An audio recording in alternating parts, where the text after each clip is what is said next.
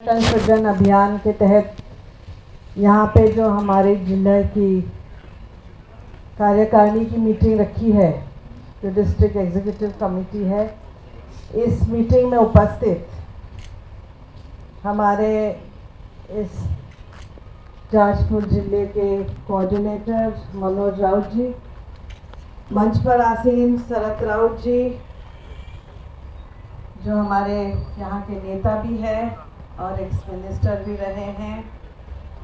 मेरे साथ संगठन सृजन अभियान के लिए जो पीसीसी से ऑब्जर्वर दिए गए हैं, यशवंत सिंह लागोरी जी, शंतनु साहू जी, याकूब खान जी, उसके साथ ही जो आज जिनके विचार हमने सुने और जो मंच पर आसीन हैं, अंचल दास जी, देवाशीष नायक जी, बंदिता परिदा जी, हितेश मोटवानी जी, शिशिर नायक जी, श्रीनाथ मिश्रा जी, अजय समल जी, किसान पांडा जी, सुदीप कर जी, कनकलता मलिक जी, विभू भूषण राउत जी, संतोष नंदा जी, आरती देव जी, मानस रंजनकर, विष्णु राउत जी, दुर्योधन जी बेरा, प्रमोद प्रधान जी, मधुष्मिता आचार्य और सम्मानीय मंच, यहाँ उपस्थित सर्व जो कांग्रेस प्रेमी और जो कांग्रेस के कार्यकर्ता पदाधिकारी है, सारे जो फ्रंटल और सेल के सारे पदाधिकारी रहे हैं, आप सबको मेरा नमस्कार। सबसे पहले थोड़ा सा मैं अपना भी परिचय दे दूं और ये बात ज़रूर बता दूं कि आप सबने ओरिया में भी अगर आपकी बातें रखी है, विचार रखे हैं, तो मेरे समझ में आए, क्योंकि भाव से सारा कुछ समझ में आता है। और क्योंकि हम सारे एक परिवार के हैं, हमारे जो विचार है वो मिलते हैं। और आपकी जो भी पीड़ा, आपकी जो भी समस्या है, सिर्फ उड़ीसा में नहीं, महाराष्ट्र में भी है, बाकी जो राज्य है वहाँ पे भी है। तो इसलिए हम सब एक दूसरे के सुख दुख समझते हैं। तो यहाँ मैं ये कहना चाह रही हूँ कि जैसे थोड़ा सा परिचय मेरा दिया था, तो मैं वर्धा जिले से हूँ, महाराष्ट्र से, जहाँ सेवाग्राम है और गांधी जी का वास्तव्य और विनोबा जी का वास्तव्य वहाँ रहा है। मेरी ये तीसरी पीढ़ी है राजनीति में। मेरे जो पूर्वज थे वो हमेशा समाज कार्य में रहे हैं और जो लड़ाई अपनी ब्रिटिश के साथ हुई थी, स्वतंत्र संग्राम की, उसमें भी वो शामिल थे और गांधी जी के भी साथ उन्होंने काम किया। जो मेरी माता जी हैं, उनके बारे में भी सबने बताया।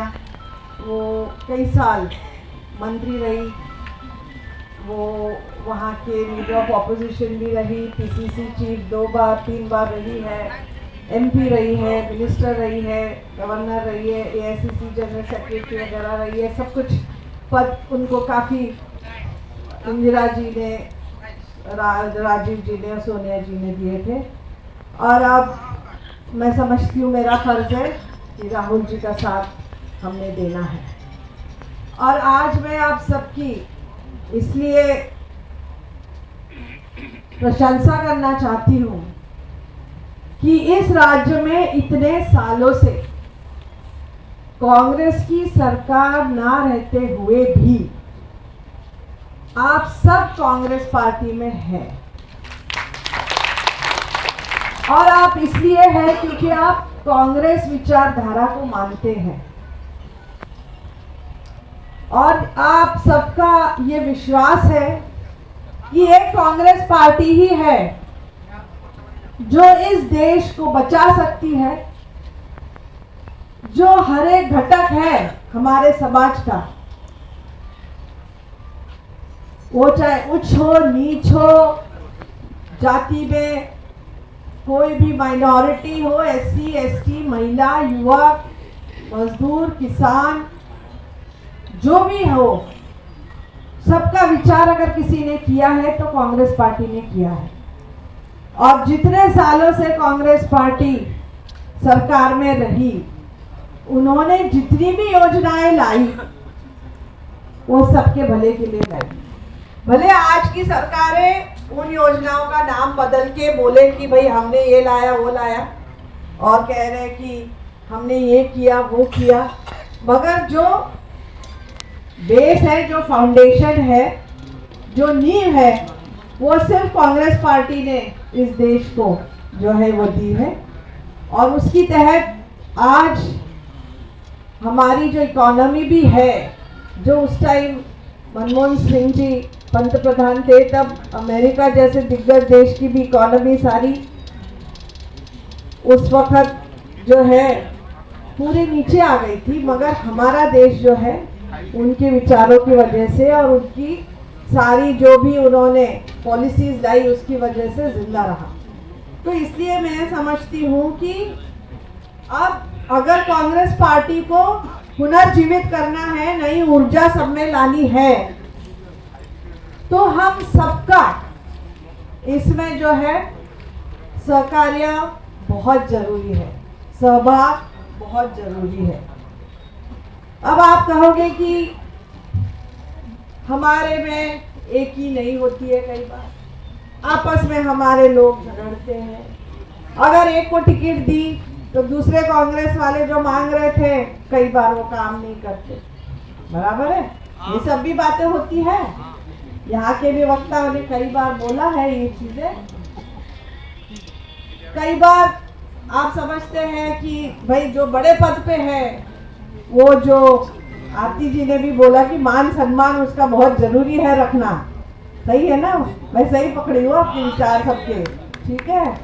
तो ये सब बातें हैं, तो इसमें अगर सुधार लाना है तो और कोई नहीं ला सकता, ये हमें ही लाना होगा। और उसकी एक पहली पहल जो है वो आदरणीय राहुल जी खड़गे जी ने शुरुआत की है कि अगर बूथ लेवल तक का जो कांग्रेस का कार्यकर्ता है, जो उस दिन हमारा किला संभालता है, जो कैंडिडेट कांग्रेस का रहता है, उसका जो किला संभालता है वो बूथ का कार्यकर्ता है। आप सहमत हो इस बात से? बिल्कुल सही। सबसे इंपॉर्टेंट कोई है तो बूथ लेवल का कार्यकर्ता है, और बूथ लेवल का कार्यकर्ता और बूथ लेवल की कमेटी जब तक अपनी सक्षम नहीं होती, तब तक हमारा जो कैंडिडेट है वो चुन के नहीं आ सकता है, क्योंकि उस दिन की उसकी जो मेहनत है और बाकी दिनों का जो उसका संपर्क रहता है उस बूथ के लोगों के साथ, उस दिन बहुत अहमियत रखता है। अगर बूथ का कार्यकर्ता जो उस बूथ पे लगभग 1500 2000 1000 तक के वोटर होते हैं एक बूथ पे, आपके यहाँ कितने होते हैं? लगभग हमारे यहाँ तो 1500 2000 कितने होते हैं एक बूथ पे? 1200 होते हैं। तो 1200 के ऊपर अगर हमारी 10 लोगों की एक बूथ कमेटी है, तो आपने कितने लोगों को संभालना है? 100 लोगों को। तो इन 100 लोगों को अगर एक परिवार में 5 लोग हैं तो कितने घर हो गए?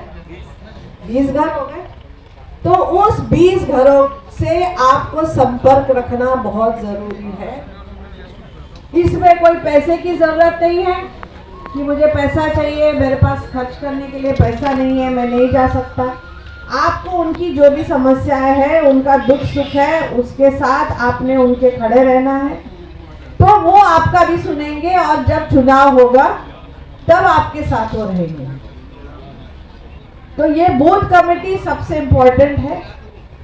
उसके बाद बूथ लेवल वाली जो कमेटी के बाद ऊपर आप जब जाते हो तो उस एरिया में आपके जैसे जिला परिषद का सर्कल है, पंचायत का जो सर्कल है, अगर म्यूनसिपालिटी हो तो जो वार्ड है, यहाँ के जो लोग हैं, जो कांग्रेस के लोग हैं, कार्यकर्ता है, आपके पदाधिकारी है, उनका भी ये फर्ज है कि उस वार्ड के और उसके पंचायत के लोगों को जो भी सहकार्य दे सकते हैं वो दे। देखिए हमारी सरकार नहीं है, सबको पता है, कांग्रेस की सरकार नहीं है, 20 साल से तो बीजेडी की थी, फिर अभी बीजेपी की आ गई, तो हम ऐसा तो काम उनका एकदम से कर नहीं सकते, मगर हम अगर उनके साथ उस ऑफिस में भी जा सकते हैं कि भाई तेरे कागज ले ले, मैं आता हूँ तेरे साथ, ठीक है, इतना भी अगर करे तो उसको लगता है कि मेरे लिए इस आदमी ने कुछ ना कुछ किया है, तो वो आपको जरूर याद रखेगा। जब आप उसके पास जाओगे तो वो आपका मानना मानेगा, जो भी कहना है वो मानेगा।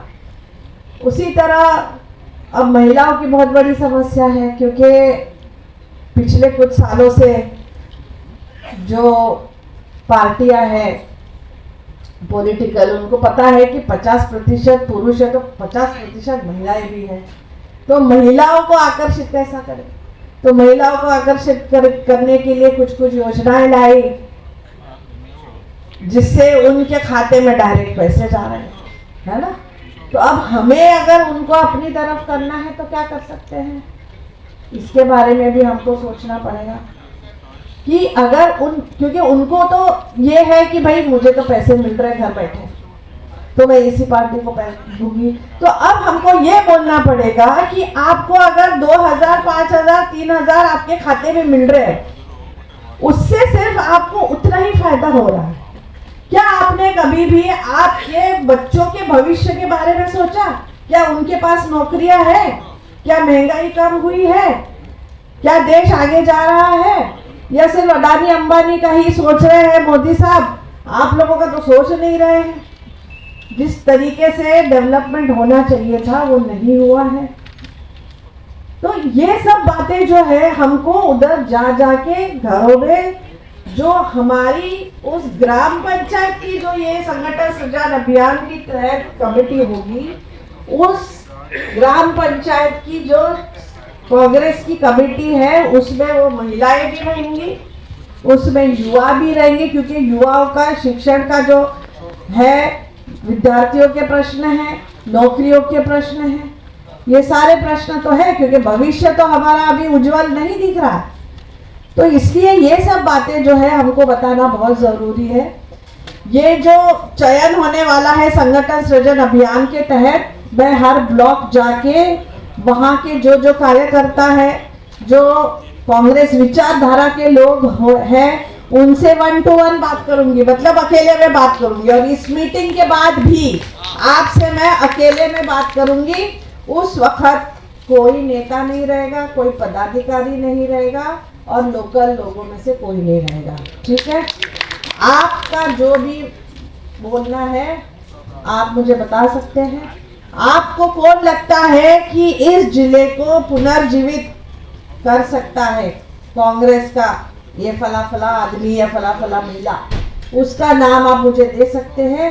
वो सिर्फ आपके और मेरे बीच रहेगा, मैं किसी के साथ डिस्कस ये चीज़ नहीं करूँगी।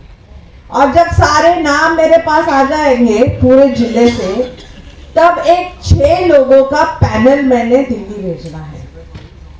6 लोगों का पैनल, जो बेस्ट, उसमें से मुझे, मेरे पास समझो 50 नाम आए पूरे जिले से, तो मैं इसका चयन करूंगी कि जो बेस्ट 6 कौन है। अब उस बेस्ट 6 में भी मुझे एक महिला का नाम देना है, क्योंकि 50% महिलाएं भी है, तो एक महिला होंगे, SC ST माइनॉरिटी से भी एक नाम होगा, फिर बाकी OBC जनरल जो भी है सबको उसमें लिया जाएगा। तो ये जो 6 नाम मैं भेजूंगी, उसके बाद फाइनल डिसीजन दिल्ली में होगा, जो राहुल जी और वहाँ के जो नेता है वो फाइनल करेंगे। जो परिस्थिति है मैं बताऊंगी, मगर एक मेरी यहाँ विनती रहेगी आप सबसे कि आप सबको कांग्रेस का काम करना है, आप सबको अपनी पार्टी को आगे लाना है, पुनर्जीवित करना है। तो अध्यक्ष भी एक ही बनेगा, क्योंकि वो एक ही पद है। तो कृपया आप सबने उस अध्यक्ष को सहकार्य करना है, उसके साथ खड़े रहना है, और साथ खड़े रहने के बाद जो भी आगे के कार्यक्रम होंगे, जो भी आगे की प्रोसेस होगी, उसमें आप सबने शामिल होना है। और आप सब शामिल भी होंगे, आप सबकी राय ली जाएगी, क्योंकि आपकी उसके बाद एक बार जिला अध्यक्ष हो जाएंगे, उनके बाद वो अपनी जिला कांग्रेस कमेटी बनाएंगे, उसके बाद ब्लॉक अध्यक्ष बनाएंगे, ब्लॉक अध्यक्ष की कमेटी बनेगी, वार्डों की कमेटी बनेगी और जिला की जो ग्राम पंचायत जितने हैं उसकी भी कमेटी बनेगी। तो इसलिए ये सारा प्रोसेस जो है आपको लगभग 1 महीने में पूरा करना है, ठीक है। अब मेरा रिपोर्ट जाएगा 16 तारीख को इसी महीने के, मैं यहाँ पे 14 तारीख तक हूँ। आपको सबको फॉर्म दिए जाएंगे, जो जो इच्छुक उम्मीदवार है जिला अध्यक्ष बनने के, उन्होंने फॉर्म भरना है। फॉर्म में जो जो जानकारी मांगी है आपने फिल करना है, ठीक है। उसमें अगर आपके ऊपर अगर कोई भगवान ना करे कोई केसेस है, पुलिस केसेस वगैरह, उसका भी उल्लेख करना पड़ेगा, क्योंकि हमें स्वच्छ छवि वाले लोग चाहिए, कम से कम जो 5 साल कांग्रेस की सेवा में रहे हैं कम से कम, ठीक है। तो इसलिए ये सब बातें आप सबने याद रखनी है। और मैं बोलती हूँ, हम अब पूरे भारत में जा रहे हैं, देख रहे हैं, कांग्रेस के लिए जो लोग हैं वो बहुत उत्सुक है कि दोबारा कांग्रेस की सरकार बने, केंद्र में भी और राज्यों में भी। अब आपके राज्य ने तो 2 पार्टियों को तो संधि दी है, बीजेडी को भी दी, अभी बीजेपी को भी दी। अब लोगों को पता है कि यहाँ पे अगर कोई इस राज्य का भला कर सकता है तो कांग्रेस है। और पहले भी ओडिशा में कांग्रेस जो है थी, एक गढ़ माना जाता था, हमें भी पता है उस टाइम क्योंकि नंदिनी सतपथी जी वगैरह थे हमारे, हाँ पटनायक जी थे, और तब हमारी माता जी बताते थे क्योंकि वो भी इन सब के संपर्क में रहते थे। तो ऐसा नहीं है कि अभी नहीं आ सकती है, जहाँ इच्छा शक्ति है कुछ भी हो सकता है। और आपकी इच्छा शक्ति जो है वो बरकरार रखिए। आप इतने सालों से कांग्रेस के साथ रहे हैं, कांग्रेस का साथ दिया है।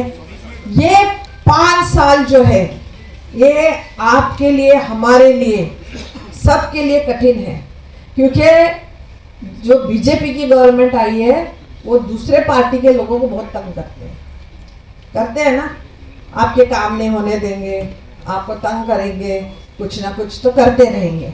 मगर इससे आपने अपना हौसला जो है वो हारना नहीं है और डट के मुकाबला करना है और बोलना है कि तुझको जो करना है तू कर। हम कांग्रेस नहीं छोड़ेंगे, क्योंकि कांग्रेस हमारे अंदर है, हमारे खून में है, हमारे डीएनए में है, ये नहीं जा सकती, ठीक है। तो इसलिए आप सबने अपना मन जो है पक्का करना है। हमें आगे उड़ीसा में कांग्रेस की गवर्नमेंट लानी है और राहुल जी को आगे जो है प्रधानमंत्री देखना है। वो रोज मेहनत ले रहे हैं, सड़कों पे जा रहे हैं, यात्राएं निकाल रहे हैं। उन्होंने वोट चोरी का इतना बड़ा मुद्दा निकाला है कि सब लोगों को अब समझ गया है कि ये इतने वोटों से जो जीत रहे ऐसे दिखाते हैं वैसा सब झूठ है, फरेब है। अब मैं महाराष्ट्र से आती हूँ, हमारे यहाँ बूथ में जितना वोटिंग है उससे ज्यादा वोटिंग हो गया। ये पॉसिबल है क्या? अब आपके यहाँ जैसे 1500 है, ज्यादा से ज्यादा एक बूथ पे वोटिंग, अगर 2000, 2500, 3000 हो रहे तो फिर वो बाकी के वोट आए कहाँ से? ये भी तो एक संशोधन का विषय है। तो इसलिए हमें ये सारी जो चीजें हैं ये लोगों तक भी पहुंचानी होंगी और इसके खिलाफ लड़ाई सड़कों पे लड़नी पड़ेगी। तो उसके लिए आप सबने तैयार रहना है, जो भी अध्यक्ष बने उसके साथ खड़े रहना है। इतनी मैं आप सबसे विनती करूंगी और आप सब यहाँ आए और कांग्रेस के साथ आप इतने सालों से हैं, बस थोड़ा सा और आप लोगों को जो है 5 साल मेहनत करनी है और फिर हमारी सरकार को यहाँ बिठाना है। इतना ही आप सबके सामने में विनती करके मेरे 2 शब्द समाप्त करती हूँ। आप बहुत देर से यहाँ बैठे मैं समझती हूँ, उसके बाद मैं आप सबसे 1 to 1 मिलूंगी और उसके बाद आगे के ब्लॉक में जो मीटिंग है हम वहाँ जाएंगे। धन्यवाद।